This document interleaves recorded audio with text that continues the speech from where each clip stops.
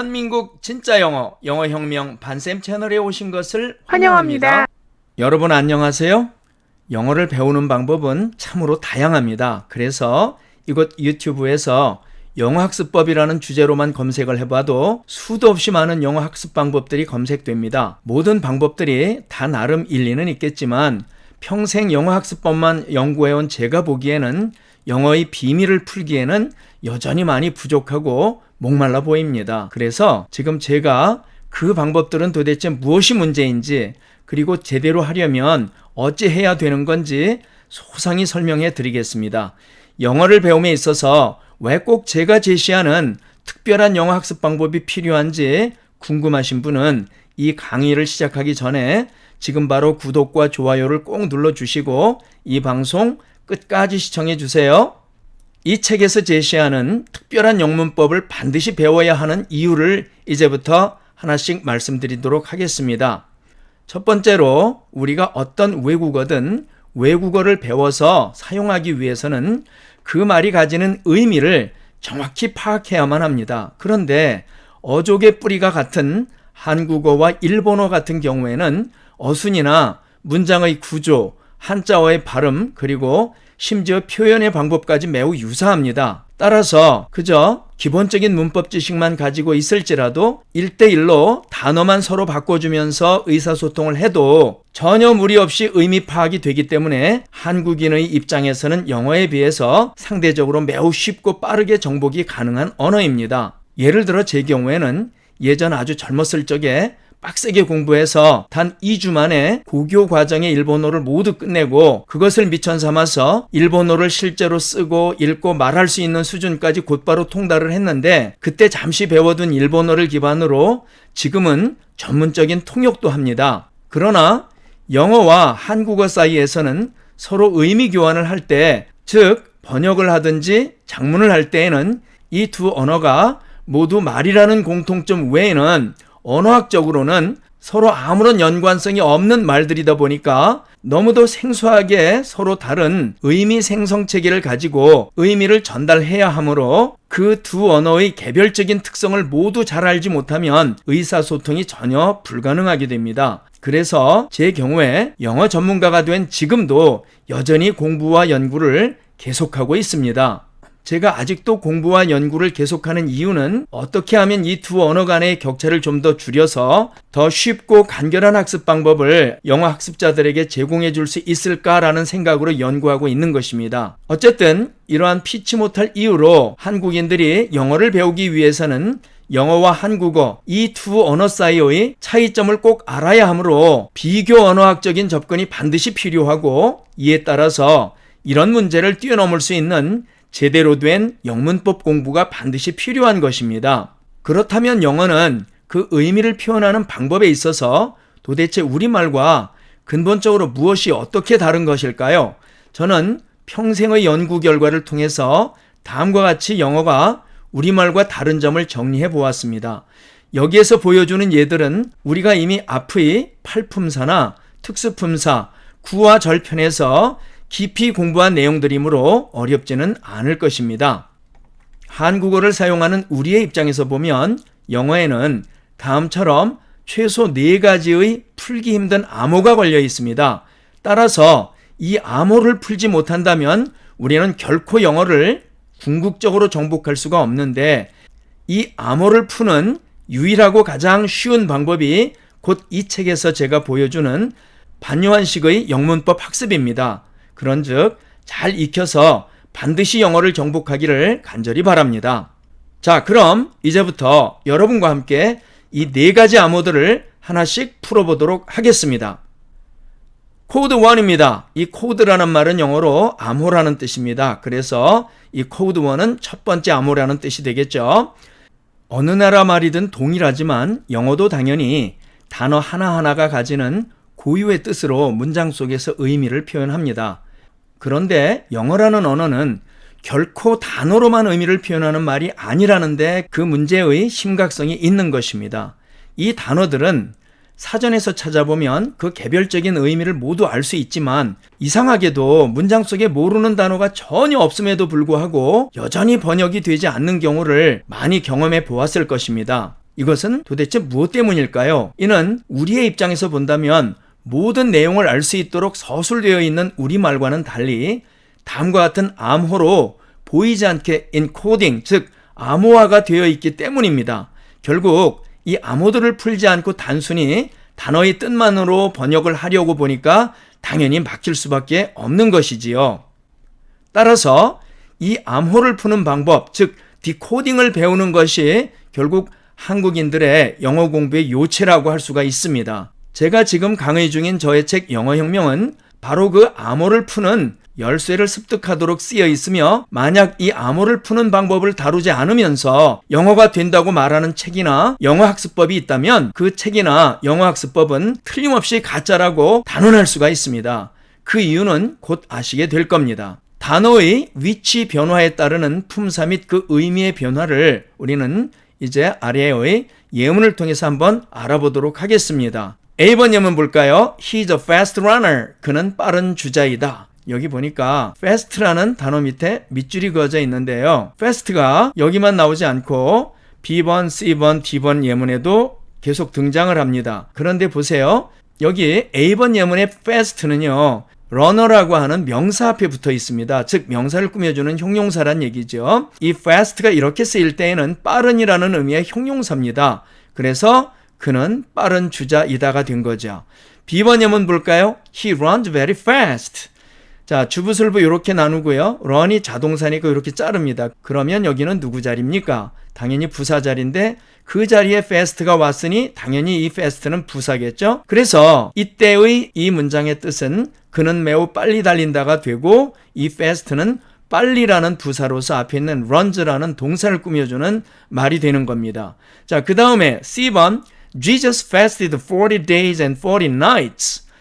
예수님께서 40일을 주야로 금식하셨다 이런 얘기인데요. 주부술부가 fasted 앞에 이렇게 잘립니다. 즉 이 fast란 말이 어디로 왔습니까? 동사 자리에 왔죠. 그러면은 동사로 쓰인 fast는 금식하다, 단식하다 이런 뜻으로 쓰입니다. 그래서 우리가 보통 알고 있는 뜻은 이 A나 B에서 쓰인 것과 같은 뜻으로 알고 있는데, 이렇게 전혀 다른 동사로도 쓰일 수 있다는 것을 또한 이렇게 알 수가 있지요. D번 예문 볼까요? I have to go on a fast of 5 days. 나는 5일간의 단식을 시작해야만 한다 이런 얘기인데요. 여긴 보니까 fast라는 말 앞에 on이라는 전치사가 붙어 있어요. 그러면은 전치사 뒤에 있는 말이면 전치사의 목적어가 되겠죠?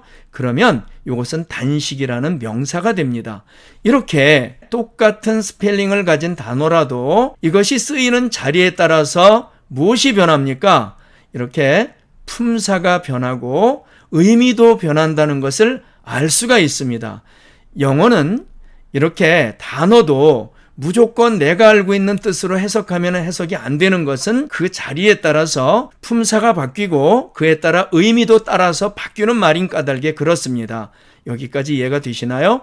이처럼 영어는 그 단어의 위치로서 그 역할을 나타내는 언어이기 때문에 똑같은 단어라도 위치가 바뀌면 그 품사가 바뀌고 그 결과 그 쓰임새나 의미도 전혀 달라져 버립니다. 그러니까 이 경우에 단어 뜻만 대충 대입시켜서 직독직해 하려고 한다면 도무지 그 정확한 뜻을 알아낼 수가 없는 경우가 자주 생기게 되므로 이러한 언어적 특성을 반드시 통달해야만 하는 것입니다. 이것이 단어 자체에 걸려있는 제1의 암호인 것입니다. 우리말은 조사나 어미를 가지고 그 의미를 열린 뜻으로 서술해 놓음으로써 위치를 바꿔서 써도 얼마든지 혼동하지 않고 사용이 가능한 말이지만, 영어는 동일한 모양의 단어 구절이라 할지라도 다른 위치에 놓이면 일단 품사가 변하면서 아주 다른 뜻으로 의미가 바뀌어 버립니다. 지금 앞에서 본 fast를 사용한 예문들도 그것들 중에 일부인 것이죠. 그런데 그것이 전부가 아니라 심지어는 품사의 변화가 없이 동일한 품사로 쓰이면서 단지 단어의 위치만 변화되어도 영어 문장은 역시 뜻이 전혀 달라져 버립니다. 다음 예문들을 한번 봐주세요. 동일한 품사인 단어의 어순에 따르는 의미의 변화를 보여주는 예문들입니다. 여기 스몰 A번 예문 볼까요? Tom slapped Jane in the face. 탐은 제인의 뺨을 때렸다의 뜻입니다. 여기 밑에 B번 예문 보겠습니다. Jane slapped Tom in the face. 제인은 탐의 뺨을 때렸다 이런 뜻이죠. 여기 잘 보면요. 위에 A와 B의 각 영문에서는 단지 주어와 목적어의 자리만 서로 뒤바뀌었고 품사는 명사 그대로이지만 이것이 만약에 폭행 사건이라면 단어의 뜻과 문장의 내용이 완전히 달라져서 가해자와 피해자가 서로 뒤바뀌어 버리는 겁니다. 뭔 소리냐면 A번 예문에서는 탐이 제인을 때렸어요. 그런데 위치만 바꿔놨는데 여기서는 제인이 탐을 때렸어요. 이 A번 예문에서는 탐이 가해자고 제인이 피해자지만 이 B번 예문에서는 제인이 가해자가 되고 탐이 피해자가 된다는 얘기죠. 뭐만 바뀌었습니까? 스펠링도 그대로고 품사도 그대로입니다. 뭐만 바뀌었냐면은 위치만 서로 바꿔놨죠. 그런데 역할이 바뀌는 거예요. 왜 그렇습니까? 이것이 영어라고 하는 언어가 고리버라고 하는데 이 자리가 딱딱딱 정해져 있고 그 자리에 따라서 그 의미와 하는 일이 딱딱 정해져 있습니다. 그러다 보니까 이렇게 주어는 이 슬랩트라고 하는 사건을 발생시킨 주체이고 그 다음에 이 타동사 슬랩트의 뒤에 나오는 목적어는 주어에 일으킨 동작을 받아들이는 대상이라고 우리가 앞에서 공부를 했죠. 이렇게 주어와 목적어는 자리가 정해져 있고 그 자리는 단지 자리일 뿐 아니라 그 자리에 들어가 있는 명사가 하는 일도 이렇게 이미 그 자리에 의해서 정해지는 말인 까닭에 이 자리가 이렇게 중요해진 거죠. 그래서 이 자리에 대한 공부를 하지 않고 그냥 이 단어만 외우면 결국 이 문장을 정확하게 분석해서 알 수 없다는 얘기입니다. 여기까지 이해가 되시나요? 그래서 이처럼 영어는 그 단어 자체의 뜻만 나타낼 뿐 아니라 그 단어의 위치로서 그 역할을 나타내는 언어이기 때문에 똑같은 단어라도 위치가 바뀌면 그 쓰임새나 의미가 다르게 쓰이는 이 언어의 특성을 반드시 통달해야만 하는 것입니다. 자, 이제 우리말 예문을 한번 볼까요? A번, 탐은 제인을 사랑한다. B번, 제인을 탐은 사랑한다. 보세요. 지금 탐과 제인이라는 위치가 서로 앞뒤가 바뀌어 있습니다. 그런데 그 각 명사 뒤에 뭐가 붙었냐면 을이나 은 같은 조사가 붙어 있어요. 그래서 지금 이 명사가 순서가 이 B 문장에서는 A 문장과 반대로 바뀌어 있을지라도 누가 쫓아왔냐면 조사가 쫓아와서 붙어 있어요. 그러다 보니까 결국 이렇게 순서는 바뀌어 있지만 의미는 A 문장과 B 문장이 다 똑같다는 얘기입니다. 그래서 위에 A와 B의 각 한국어 문장에서는 비록 주어와 목적어의 자리가 서로 뒤바뀌어 있지만은 문장의 내용이 전혀 달라지질 않았습니다. 그 이유는 단어의 순서가 바뀌더라도 은과 을이라는 조사가 그 앞의 명사의 정해진 역할을 알려주기 때문이지요. 이것이 바로 한국어의 특징입니다. 그래서 우리 한국어는 조사 중심 언어이고 이 영어는 위치 중심 언어가 되는 거예요. 그래서 이 두 개의 특징이 서로 다른 말인 까닭에 우리말의 기준에서 만약에 영어를 접근하게 된다면 큰 낭패를 볼 수밖에 없는 것입니다. 이처럼 한국어는 명사나 대명사를 쓸 때에는 조사를 중심으로 의미를 표현하기 때문에 비록 위치가 바뀌더라도 그 쓰임새나 의미가 변화하지 않고 쓰이는 언어인 것입니다. 이번에는 구가 어순에 따라서 의미 변화가 어떻게 되는지에 대한 예문을 통해서 한번 비교를 해보도록 하겠습니다. A번 예문, He likes to study English with me. 그는 나와 함께 영어를 공부하는 걸 좋아한다 이런 얘기죠. 여기 보니까 주부술분 likes 앞에 자르고 likes가 타동사니까 목적어 자리에 가보니 투부정사 구가 와 있는데요. 밑줄이 쳐 있죠. 그러니까 지금 to study English with me 라고 하는 이 투부정사 구는 A번 예문에만 있는 것이 아니라 B번 예문에도 I like the boy to study English with me 이렇게 똑같이 존재를 하고 C번 예문에도 He came here to study English with me 이러한 형태로 이렇게 똑같이 존재하고 있음을 알 수가 있어요. 그러니까 이 세 개의 예문에서 to study English with me가 전부 다 등장을 하는데 뭐가 다르냐면 쓰이는 위치만 다릅니다. 여기서는 타동사 likes의 목적어로 쓰였으니까 이것은 명사구지요. 이때 이 뜻은 그는 나와 함께 영어를 공부하는 것을 좋아한다 이렇게 해서 나와 함께 영어를 공부하는 것이라는 의미로 쓰인 명사구였습니다. 자, 그런데 B번 예문 보니까 I like the boy to study English with me 했어요. 이 투부정사 앞을 보니까 boy라는 선행사가 보입니다. 명사가 보이지요. 그러면 얘는 뭘까요? 형용사구가 되죠. 그래서 주부술분 like 앞에 자르고 나는 나와 함께 영어를 공부할 그 소년을 좋아한다가 되는 거죠. 그래서 여기서는 공부하는 것이 아니라 공부할이 되었습니다. 왜냐하면 위치가 형용사의 자리로 바뀌었기 때문에 의미도 형용사에 맞춰서 바뀌는 거죠.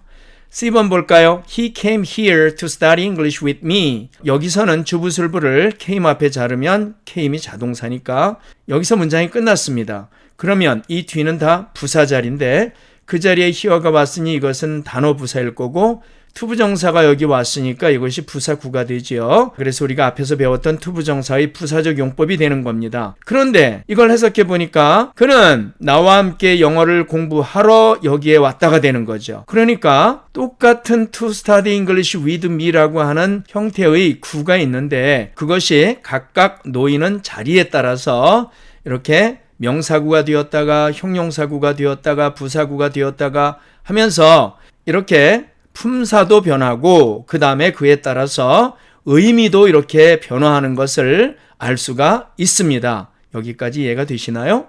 이처럼 영어는 단어뿐 아니라 구도 그 위치로서 그 역할을 나타내는 언어이기 때문에 똑같은 모양의 구라도 위치가 바뀌면 그 쓰임새나 의미가 달라지는 까닭에 이 부분의 공부를 반드시 해야만 하는 것입니다. 이번에는요. 우리말의 예문을 가지고 이렇게 어순이 바뀌었을 때에 어떤 변화가 일어나는지 한번 살펴보도록 하겠습니다. A번 예문 볼까요? 그는 나와 함께 영어를 공부하는 것을 좋아한다 그랬습니다. 지금 이 어순으로 말하는 이 표현은 우리가 보통 쓰는 표준 어순이지요. 그런데 밑에 있는 나와 함께 영어를 공부하는 것을 그는 좋아한다 라고 하는 어순은 을자가 붙은 말, 즉 목적어에 해당하는 구를 이렇게 앞에다 세워놓고 그리고 주어를 뒤에다 이렇게 배열해 놓은 변화된 어순으로 표현된 말입니다. 그런데 이렇게 어순이 바뀌었지만 위에 있는 문장과 밑에 있는 문장은 그 의미가 똑같습니까? 서로 다릅니까? 예, 전혀 변함이 없습니다. 똑같습니다. 왜냐하면 얘가 이렇게 바꿀 때 는이나 을 같은 이러한 조사들을 달고 왔기 때문에 비록 그 어순이 바뀐다 할지라도 그 의미에는 전혀 변화가 없는 것입니다. 자, 그 다음에 B번 예문 볼까요? 나는 나와 함께 영어를 공부할 그 소년을 좋아한다. 이것이 우리가 보통 쓰는 표준 어순이지요. 그런데 이 말을 나와 함께 영어를 공부할 그 소년을 나는 좋아한다. 어순을 지금 변화를 시켜서 여기에서도 목적어에 해당하는 구를 먼저 세우고 주어에 해당하는 말을 뒤에 세웠습니다. 그럼에도 불구하고 지금 위에 있는 문장과 밑에 있는 문장은 그 의미의 변화가 전혀 없음을 알 수가 있습니다. 충분히 우리는 100% 알아들을 수 있죠. C번 예문 볼까요? 그는 나와 함께 영어를 공부하러 여기에 왔다. 이것이 일반적으로 쓰는 표준 어순인데 자 밑에 보니까 나와 함께 영어를 공부하러 그는 여기에 왔다라고 이렇게 부사구에 해당하는 말을 먼저 앞에 세워놓고 그 다음에 주어를 뒤에다 놨지만 지금 위에 있는 문장과 밑에 있는 문장은 그 의미에 있어서 전혀 변화가 없음을 우리가 알 수가 있습니다.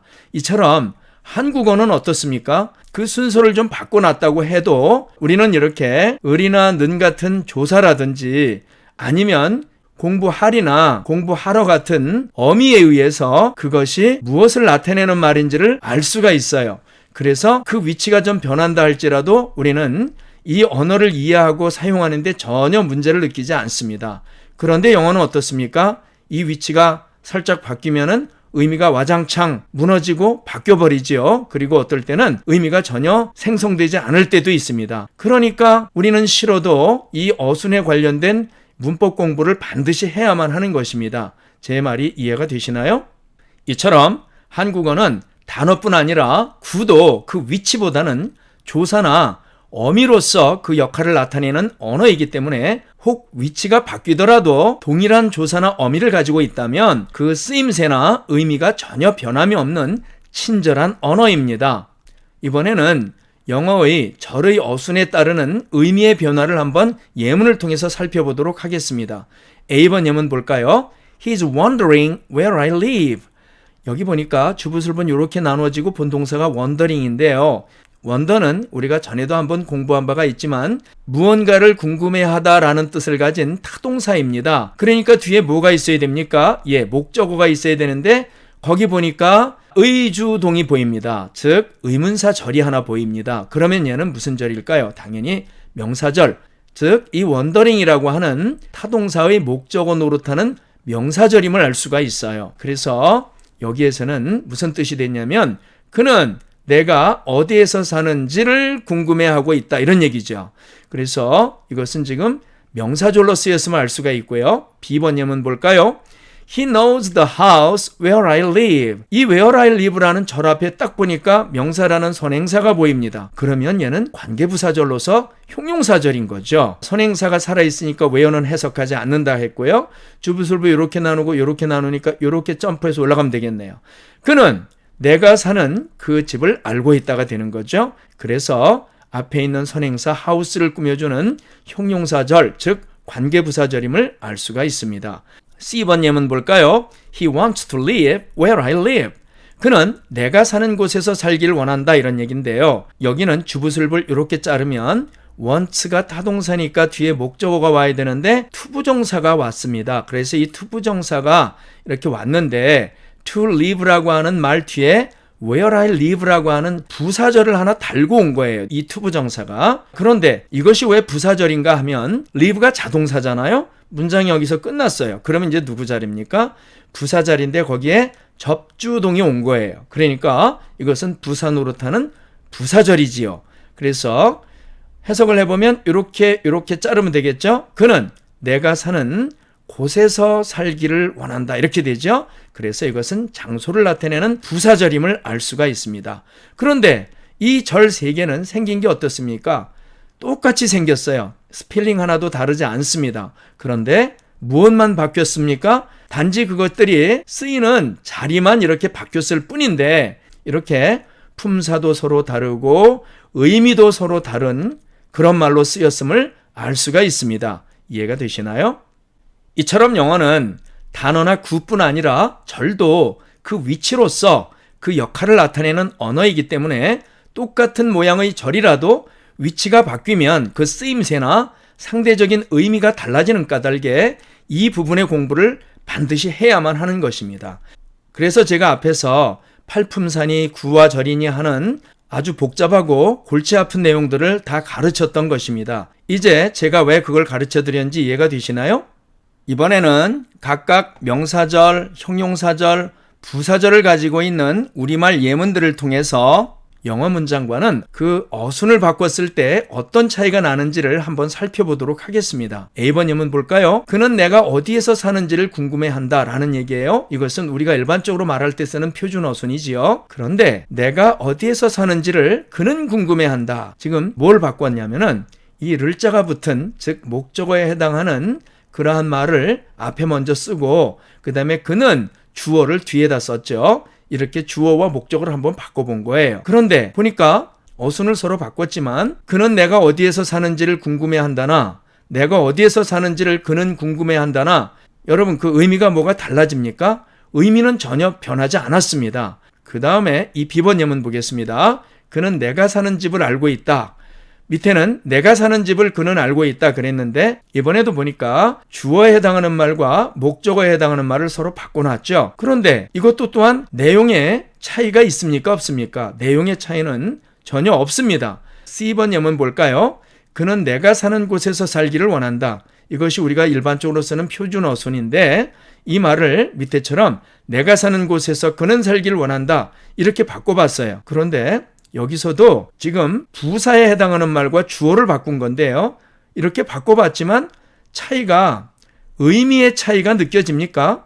의미의 차이가 전혀 느껴지지 않습니다. 왜 그러냐면 아까 말씀드린 대로 우리나라 말은 이렇게 조사나 아니면은 어미에 의해서 그 말이 무엇으로 쓰이는지를 다 알려주는 친절한 언어이기 때문에 그렇습니다. 여기까지 이해가 되시나요?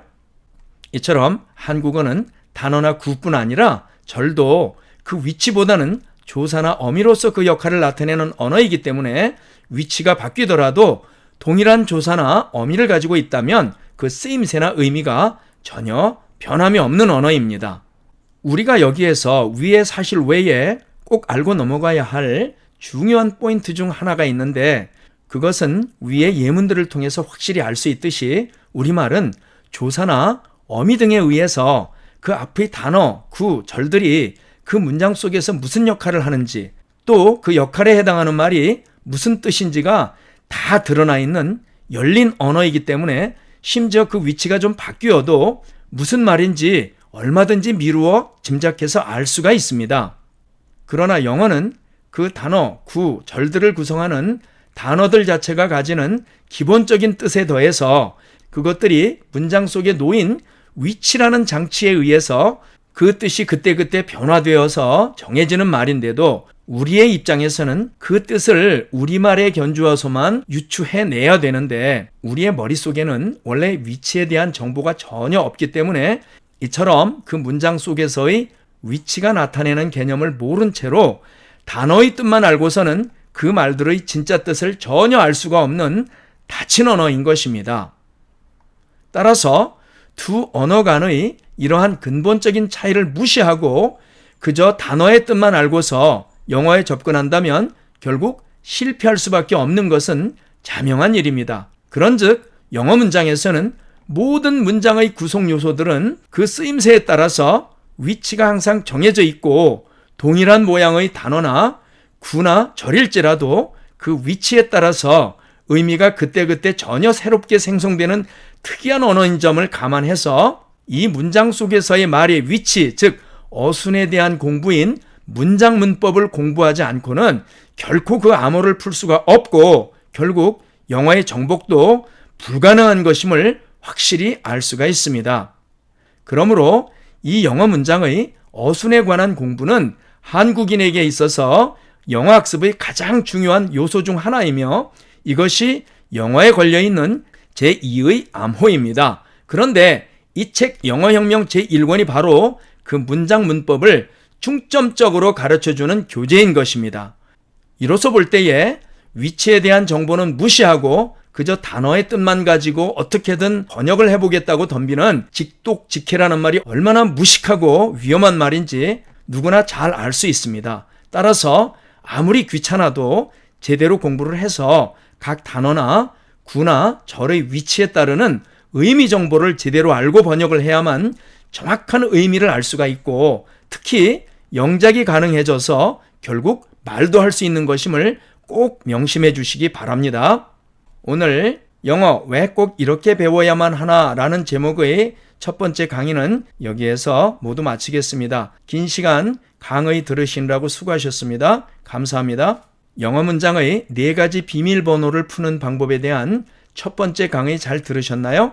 이 강좌는 2편으로 구성되어 있습니다. 완전한 이해를 위해서 두 번째 강의도 시청해 주시고 이 강좌가 마음에 드셨다면 지금 바로 구독과 좋아요를 꼭 눌러주시기 바랍니다. 그러면 앞으로 제가 정기적으로 올릴 모든 강좌를 자동으로 받아보실 수 있습니다.